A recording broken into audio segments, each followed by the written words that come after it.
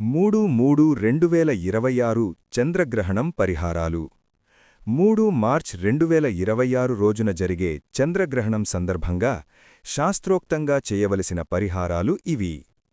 గ్రహణ సమయంలో చేయవలసినవి: మంత్రజపం చెయ్యాలి.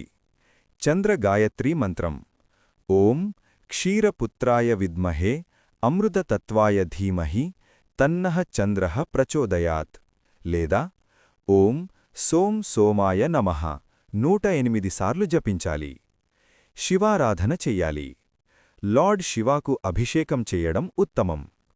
ఓం నమః శివాయ జపం చెయ్యాలి.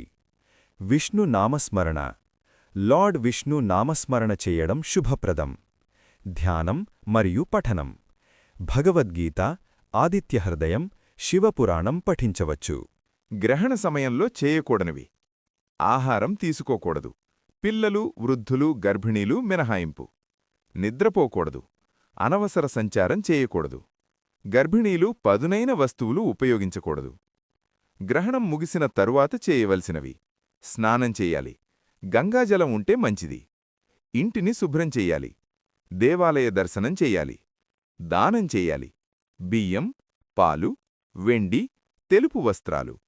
ప్రత్యేక పరిహారం: ఆర్థిక సమస్యల కోసం సోమవారం రోజు శివాలయంలో పాలు, చక్కెర అభిషేకం చెయ్యాలి.